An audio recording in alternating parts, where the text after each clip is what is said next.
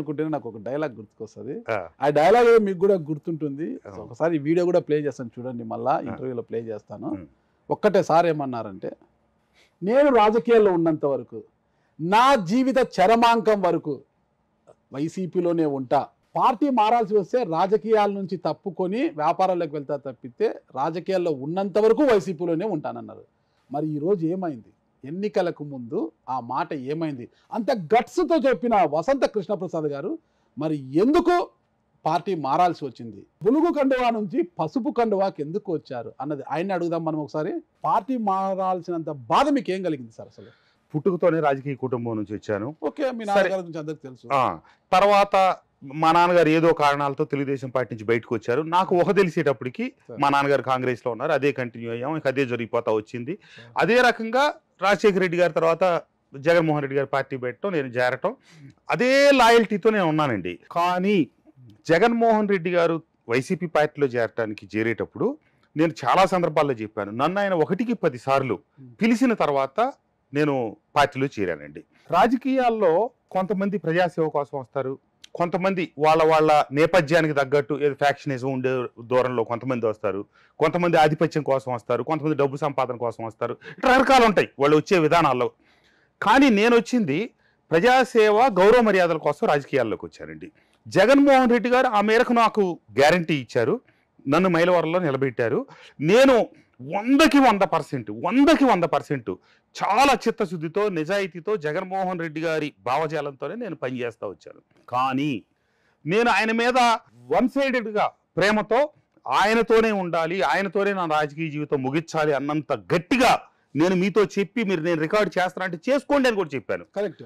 కానీ ఆ తర్వాత జరిగిన పరిణామాలు మొత్తం నాది వన్ సైడ్ లవ్ అని చెప్పి నాకు పూర్తిగా ప్రూవ్ అయిపోయింది. ఆర్యాల అల్లు అర్జున్ టైప్ అనమాట. ఆ సినిమా నాకు బాగా గుర్తులేదు, తెలియదు అంటే సినిమాలు తక్కువ చూస్తాను.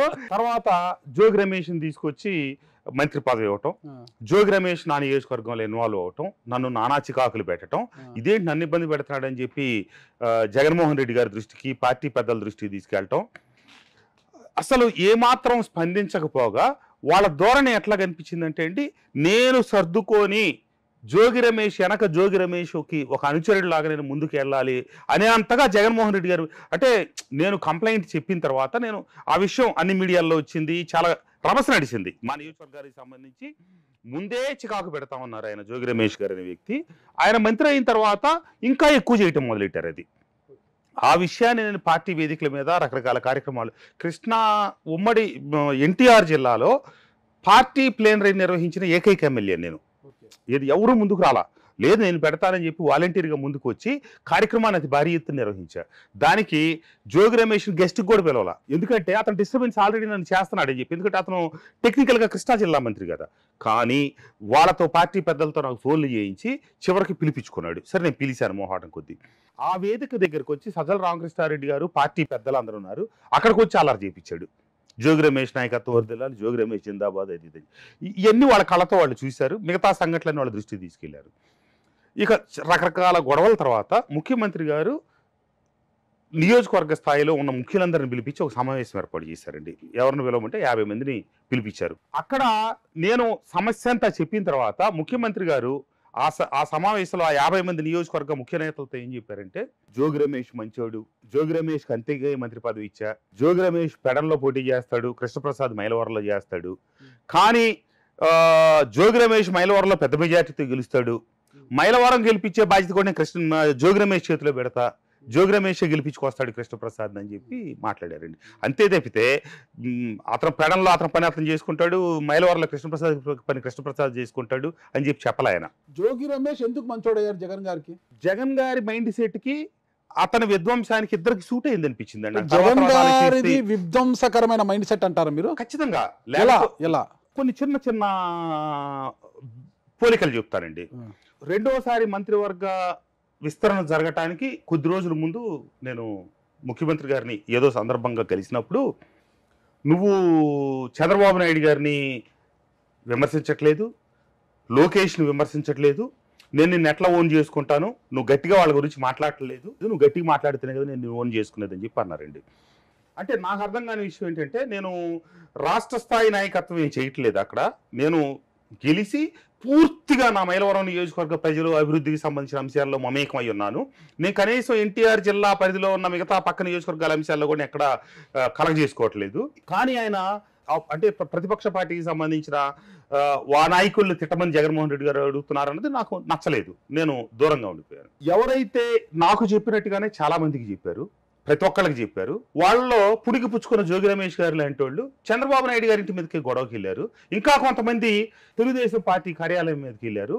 నేను చివరిలో పార్టీలోంచి బయటకు వచ్చే ముందు కూడా జగన్మోహన్ రెడ్డి గారిని కలవటం ఇష్టపడలేదు, ఆ పార్టీ నుంచి పోటీ చేయటం ఇష్టపడలేదు. అంటే టీవీ ముందు ఒకటి టీవీ అనుకోటి ఏం కాదండి. నేను అసలు రాజకీయాలకు దూరం అవ్వాలని ఇప్పుడు మీ దాంట్లో ఏం చెప్పాను అన్నది నాకు ఆ నిమిషాన్ని గుర్తులేకపోయినా రాజకీయాలకు పూర్తిగా దూరం జరిగిపోయే క్రమంలో పోటీ చేయడానికి ఇష్టపడని క్రమంలో నేను నా ఫోన్ ఆన్ చేసుకుని హైదరాబాద్లోని 10 రోజులు ఉండిపోయాను అనమాట. పార్టీ పెద్దలు కొంతమంది కబురు పంపించి నన్ను పిలిపించుకొని మాట్లాడితే నేను చాలా విషయాలు చెప్పాను. ఇది నన్ను ఇబ్బంది పెడతా అక్కడ జరిగిన సంఘటనలు, దానికి జగన్మోహన్ రెడ్డి గారికి తీసుకెళ్తే ఆయన ప్రతిస్పందన నాకు నచ్చని విధానాలు చెప్పినప్పుడు వాళ్ళు కాదుకూడదు, నువ్వు వచ్చి మేము సీఎం గారికి అప్డేట్ చేస్తాం, నువ్వు వచ్చి కలువు అని చెప్పారు. నేను వెళ్ళి కలిశాను.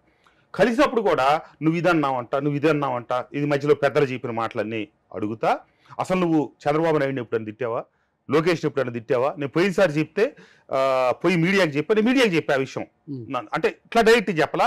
నాకేం అవసరం చంద్రబాబు నాయుడు గారు తిట్టే పని, నాకేం అవసరం లోకేష్ గారు తిట్టే పని, నేను డైరెక్ట్గా అన్ని ఛానల్స్ ముందే మాట్లాడాను. పోయి నువ్వు ఏకంగా టీవీ దగ్గరే చెప్పావు, మరి నేను నిన్ను ఎట్లా ఓన్ చేసుకుంటాను, సరే అయిపోయింది అది అయిపోయింది, నీ నియోజకవర్గం పని నువ్వే చేసుకో, నువ్వే పోటీ చేయి, నీకు కావాల్సిన అన్ని వనరులు కూడా నేను సమకూరుస్తాను అని చెప్పి అట్లా చెప్పారు అనమాట.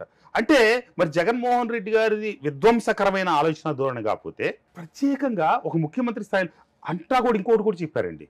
నేను ఇదే మాటలో చాలా టీవీల్లో ఈ విషయాలు చెప్పాను, పార్టీ వాళ్ళు ఎవరో ఖండించలా. జగన్మోహన్ రెడ్డి గారు ఆ నిమిషంలో నాకేం చెప్పారంటే ఈ మాటతో పాటే రాబోయే రోజుల్లో ఈ రకంగా ఖచ్చితంగా ప్రవర్తించిన వాళ్ళు ఎవరికి నేను టికెట్లు ఇవ్వను, అసలు వాళ్ళకి ఏ రకమైనటువంటి పార్టీలో ప్రమోషన్స్ ఉండవని క్లియర్గా చెప్పారండి నాకు.